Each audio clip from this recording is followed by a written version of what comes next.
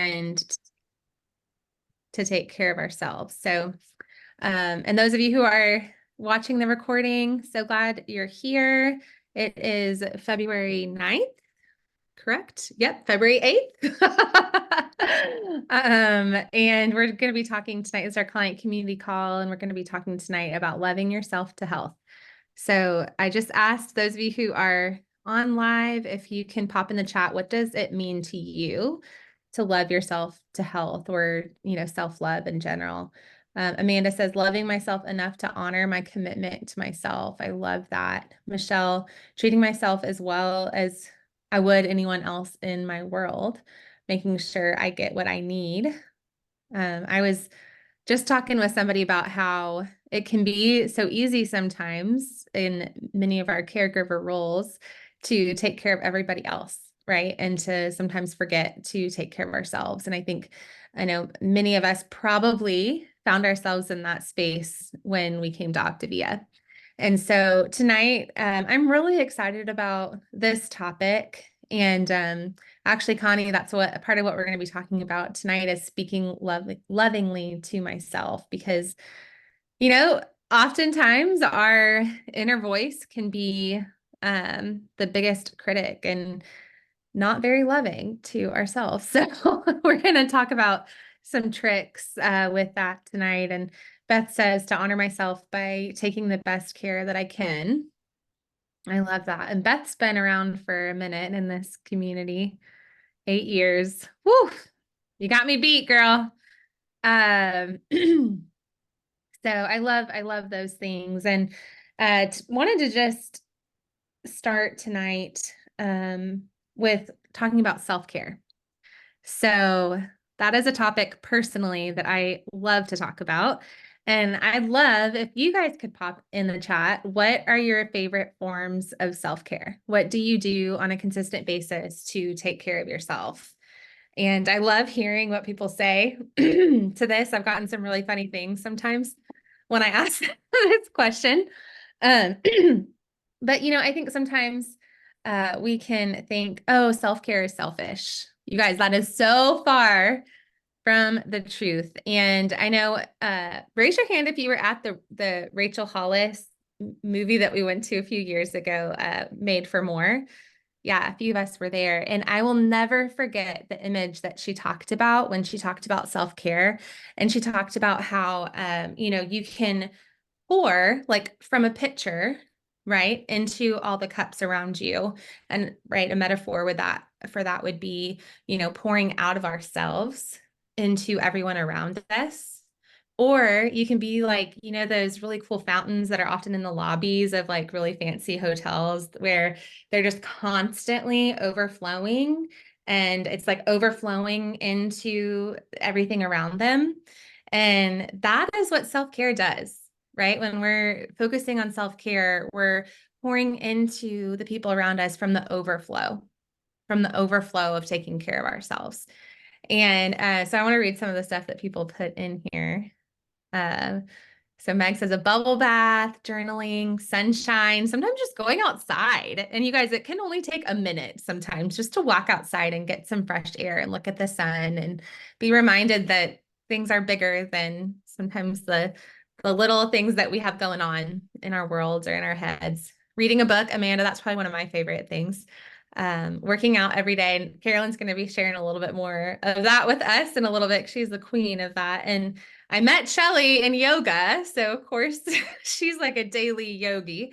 Michelle, getting my nails done, exercising daily, taking long showers, bubble baths, massages. This sounds really nice. I think we should just have a day that's like all about all these things, right? Standing hair, nail appointments. I got my nails done for Valentine's and I'm really excited about them. Hot bath and a book. I love that, Shauna. That's one of my favorite things. So keep that coming in. But, I think what I've had to learn, is I personally run a couple businesses, and I've had to learn that if I don't block time for self-care, that it's not going to happen. And I used to think that that was selfish to block time just for me. And now I have to, like, or else I'm not going to be nice to everybody else. People aren't going to want to be around me. And so that's really become a priority for me, is just having to put that time in my calendar. And I make that time in my calendar my favorite color, so that when I see that, it just excites me.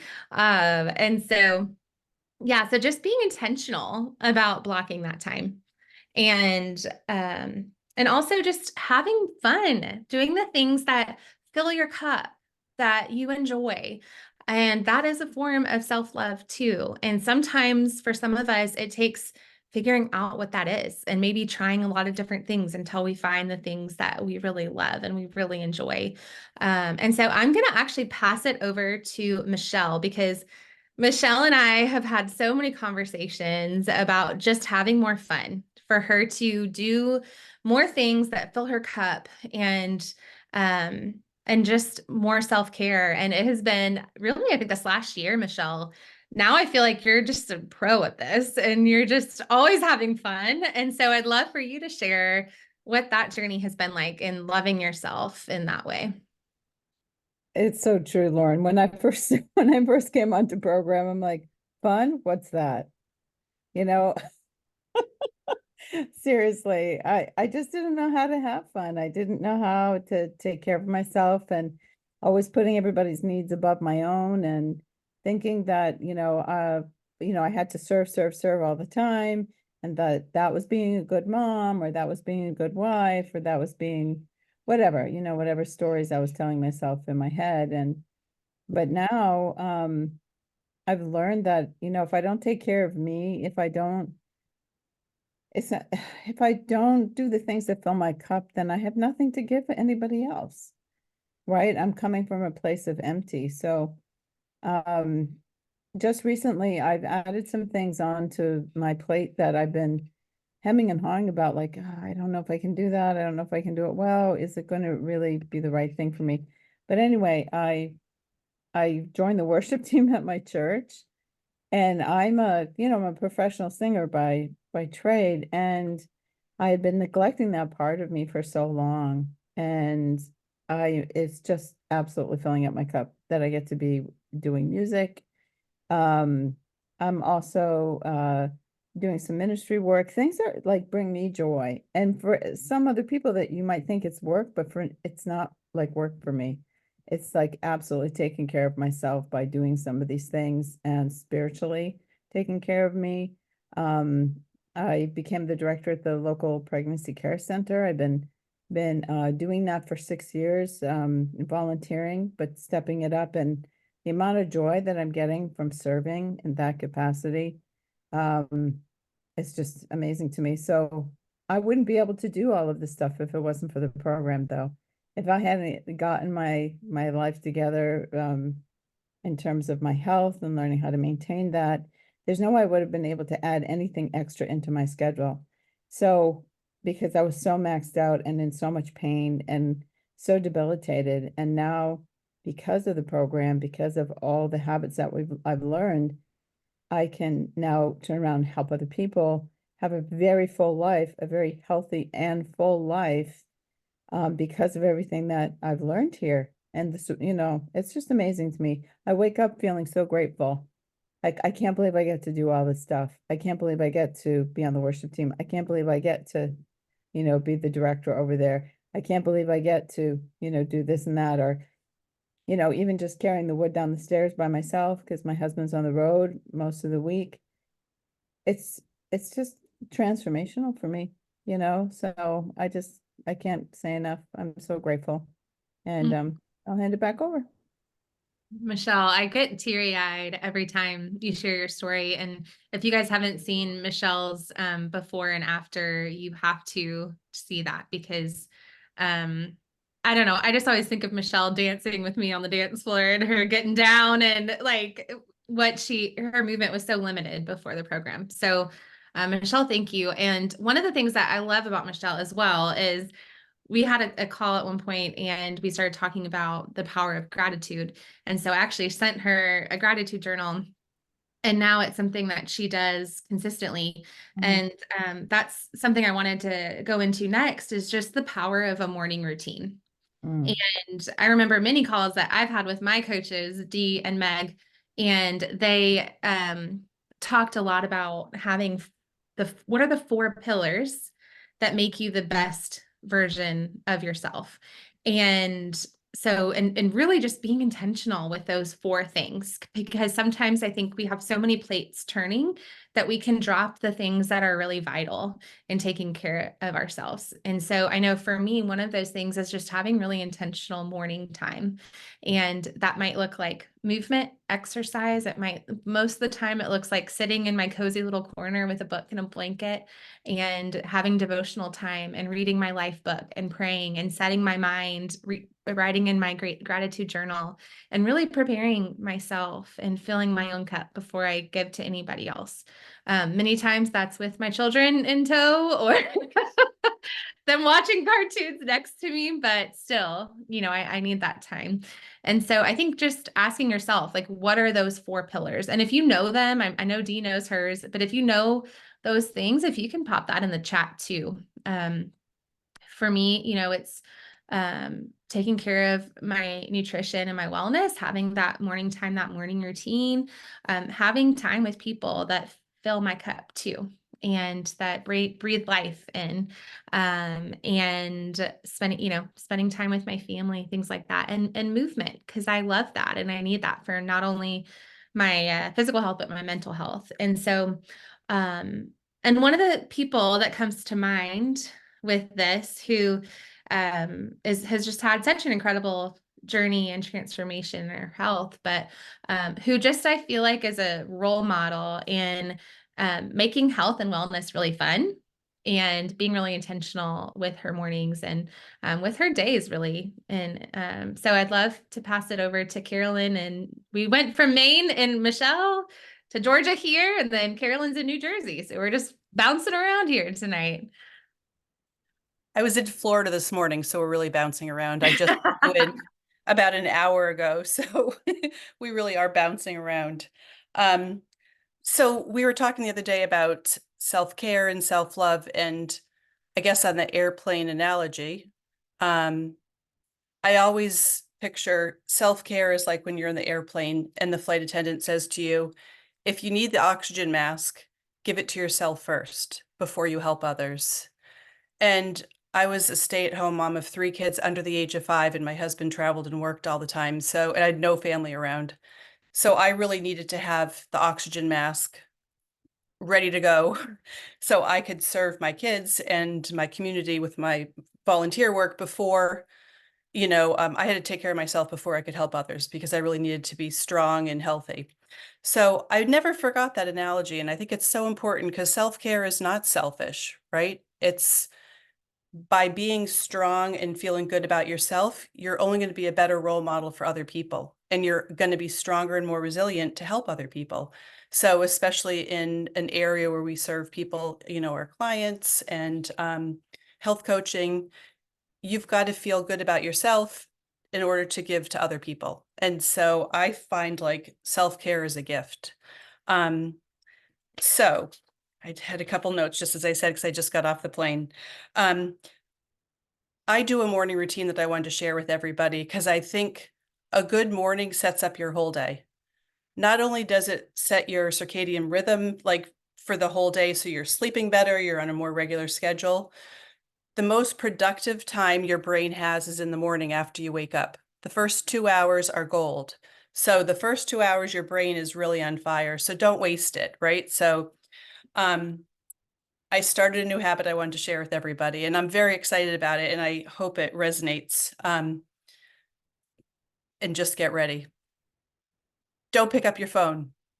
It's 15 minutes every morning. Just give to yourself. No phone. The second you start using your phone, looking at your phone or scrolling, you're giving yourself to the world. Why not hold on to that first 15 minutes of the day just for you? I lay in bed, and gratitude is interesting because I don't allow myself to get out of bed until I'm thankful for I say in my brain what my 5 things I'm thankful for that day. And I mean, it could be nothing like, oh, thank God I got those eggs so I can make breakfast for everybody this morning. It doesn't matter what it is. Just be kind to yourself. Like, I am so grateful that this is going on. in any way. The other thing, when I get out of bed, I'm still not looking at my phone. I make my bed. I know it sounds silly, but I'm obsessed with this. If you make your bed, you've done one thing for yourself. And also later in the day when you're a little tired or getting ready for bed, you've given yourself another gift. You have a nice, clean, pretty bed to get into later. So it's just a sense of accomplishment, and it's a gift to yourself. Like, okay, I got this one thing done. I'm a very big believer in micro habits. So if you do one little thing, make your bed, you've accomplished something. And now you're starting the day off. I already accomplished something, and I haven't left my bed. I haven't left my bedroom, and I haven't touched my phone. So that's an important thing in my day. So now we're just 5 minutes in. The other big thing I want to say about morning routine, if you set your alarm, get up. Don't put your alarm on snooze. It actually slows down your brain movement. If you've made a promise to yourself, I'm going to get up at 6 a.m., when that alarm goes off, get up. And again, you've accomplished something. You haven't stalled, you haven't snoozed. You've proven to yourself, I made a promise to myself to get up at 6, I'm getting up. Again, just another little micro habit of success. I'm also a big believer we're still in our 15 minutes, it's just 15 minutes in the morning without looking at your phone or giving yourself to anybody else, is movement.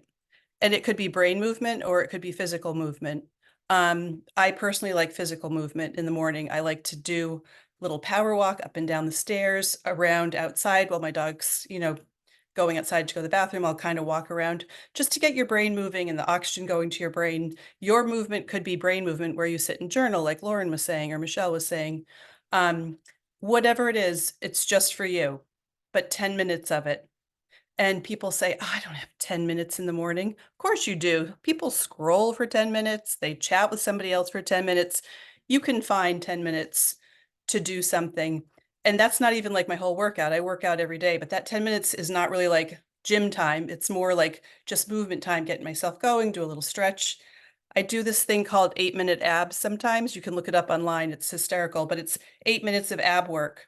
And I'm like, I accomplished something. I did my ab work for the day and it only took me 8 minutes. But the whole process is just supposed to set you off in a positive manner to start your day. Very simple stuff. But after that first 15 minutes, if you want to go to your phone and start, giving yourself to the world, that's entirely up to you. But I just feel like it's a really fun way to start the day. It's just positivity. And also by accomplishing things for myself, then I'm ready to help other people, or I'm also ready to tackle bigger challenges besides making my bed. Again, you just have that momentum going of positivity and of accomplishment. So that's important for my morning routine. The one last thing I wanted to say about, and Lauren touched on this as well, the gift I give to myself during the day in general is not like, oh, I got to get that done. It's like, no, I get to get that done. Oh, I only have 5 minutes. No, I have 5 minutes.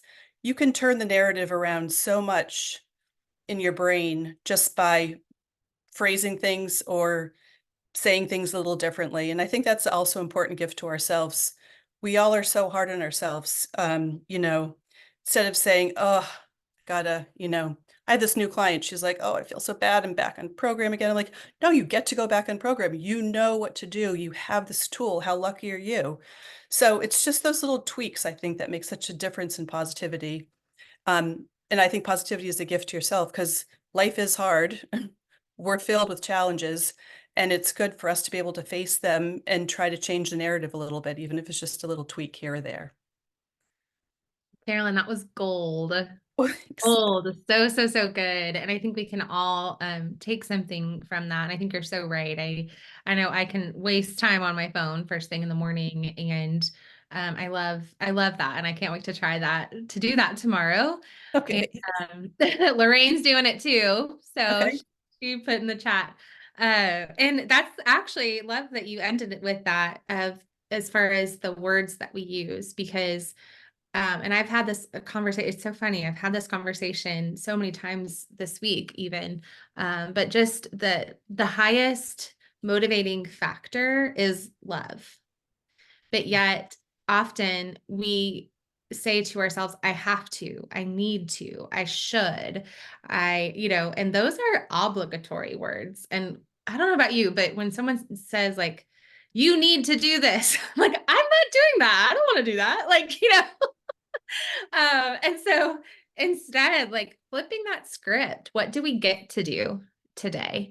Um, I love to, I choose to, I want to, I get to. All of those are empowering words that come from a place of love. And it can be so simple when we're going through our days because we always have, right, this negative Nancy over here. But we have the power to change that script. And so being able to flip that script can happen as easy as that. And I think my first question that I love to ask my clients each week, and I'm going to ask you guys this to put this in the chat, is to ask yourself, what am I doing well? What are you doing well? What do you feel like that you're winning at this week? And I do want you guys to put this in the chat. It could be something small, a little win. Maybe you got your water in. Maybe you did get up and have some movement. Maybe you did get up when your alarm went off this morning. Maybe you made your bed today. Right? Those are all wins. So if you can pop in the chat, what are you doing well? Because I don't know about you guys, but I think we can often be our own worst critic, right? The negative self-talk can totally be there. And, I think that Meg always says, wins beget wins. I have a 3-year-old and a 6-year-old. And I can tell you, sometimes it's hard for me to find the things that they're doing that are good. But I find when I point out the good, more good happens, right? So that's what I try to do with my girls. And like I said, sometimes it's harder than others, but we need to do that with ourselves too, to point out the good and what we're doing well. And often that builds confidence and that creates more wins when we can focus on those things. Shelly says, I'm consistent with workouts and water no matter what. I love that. Amanda's moving more this week. I've been sitting too much. Love that you're moving more. Making my bed every morning, reaching my standing goal consistently, getting all my water in. You guys, these are huge. Debbie got to exercise. What'd you do for exercise today, Debbie? Movement 3 days this week compared to 0 days last week. Lorraine, that's huge. Slept in intentionally. That sounds wonderful. Healthy motion, making my bed. Bar class, Debbie, so fun. I used to think that bar class was like a sissy thing, and then I went to a bar class and I was so sore for like 3 days. So that's actually something I've been doing and I love it. Win for this week, striving for 8 hours of sleep per night. Awesome, Frank. What are you noticing with that? 40-ounce cup, which helps get my water in. Love that, Lori. So, I think this is something that's such a good habit for us to do with ourselves, is to ask ourselves, what did I do well today? And then maybe set an intention of how we can love ourselves even better the next day, have that 1% improvement. And, something that my coaches have talked to me about too is asking yourself, what does it look like to love myself in this moment? And we can relate that to our food choices too. I used to say, oh, I deserve this glass of wine at night, or I deserve this chocolate because I had a really stressful day, and I know we hear people say that all the time, but what is it that we really deserve? What is the choice that might really look like loving ourselves in that moment? And so I love that script instead of, oh, I can't have that. I don't need that. But instead of that empowered choice of, well, what would it look like to love myself in this moment? What choice would that be? You know? And so anyway, but I really just wanted to be able to open it up. We have 6 more minutes. And maybe it's just something that stuck out to you tonight, or if you have a specific question, maybe for someone who shared tonight. But I'd love to just open this up and hear from you guys. So don't be shy. And you can raise your hand or you can take yourself off mute.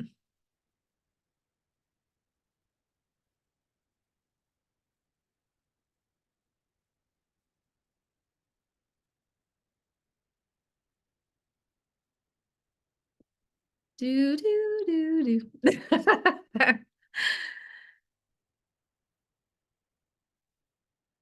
Acknowledge myself for what I did do today rather than keep score for what I didn't get done. I love that. The shame game is so not fun and not good for us. Amanda, would love to hear from you. No, we still can't hear you. Okay.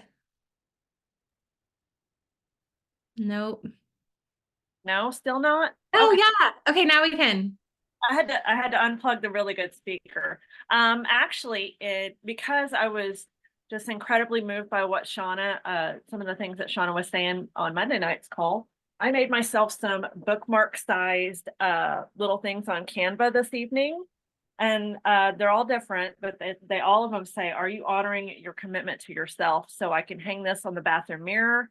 I can put it on the dash in my car for those times when I'm not feeling as strong in my health journey.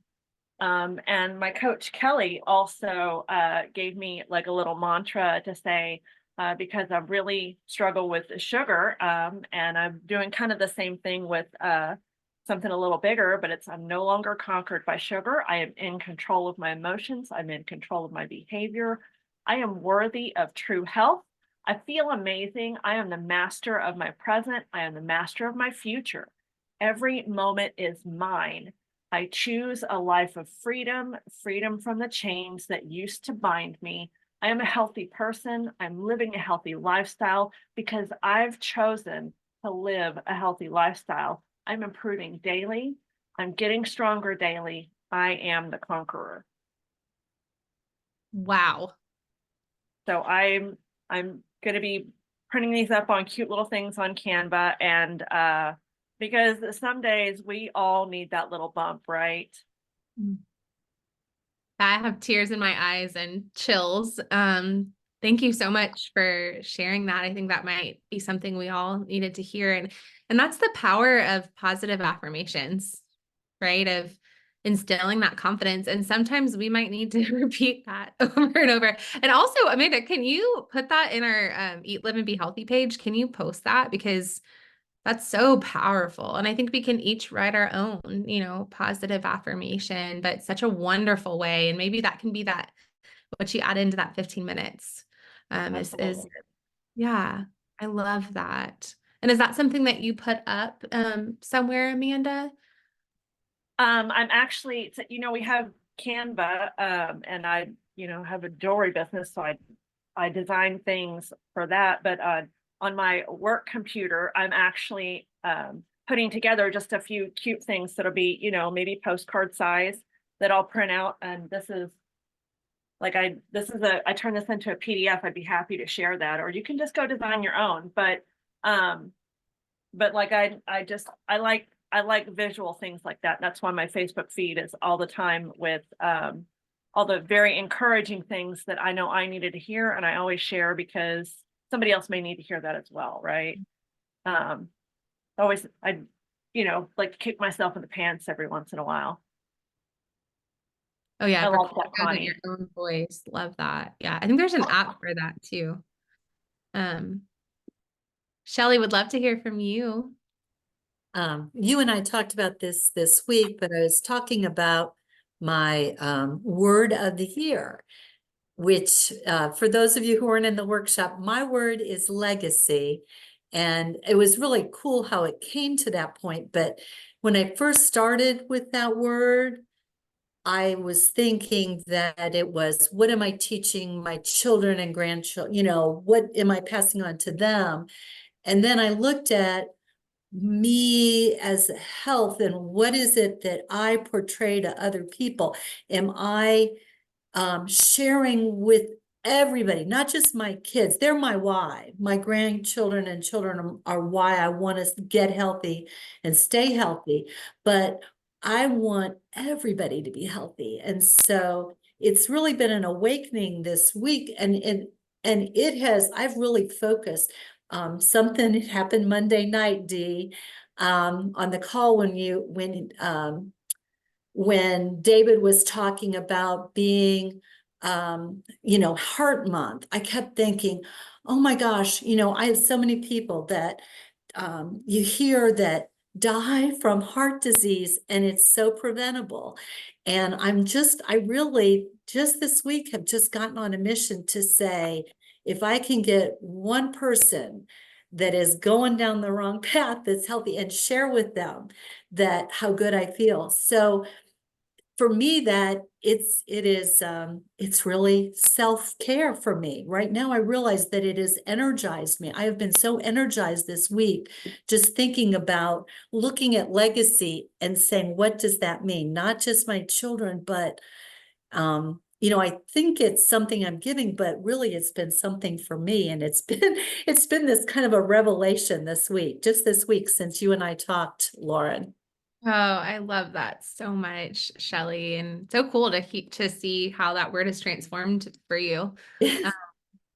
And lastly, I know we want to give, honor your guys' time, but I did want to share this recipe really quickly, because I know we have Valentine's coming up, and this is my favorite little Valentine's treat, and in this cute little box.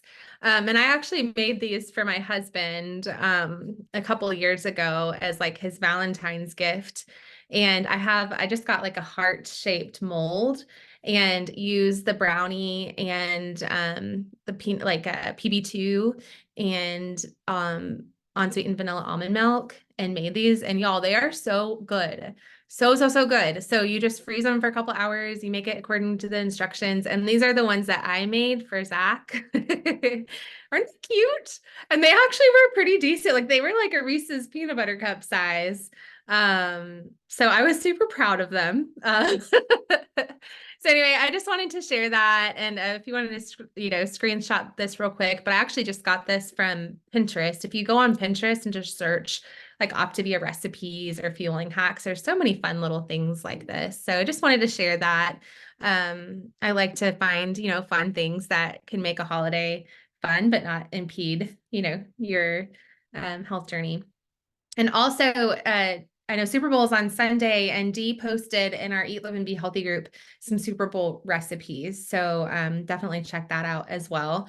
But thank you guys so much for being here. And I know many of you watch this on Facebook Live or listen to the recording, but just really grateful for this community. And I can't wait to hear, what you guys take from this call tonight and what you instill in your life as you really learn to love yourself to health. And we will see you guys the Thursday. We're going to be meeting the second Thursday of every month at 8:00. So we'll be here March. Let me pull up my calendar. I didn't even know what today was. So March 14th. And of course, we'll see you guys in our Eat, Live, and Be Healthy group as well. And happy Valentine's.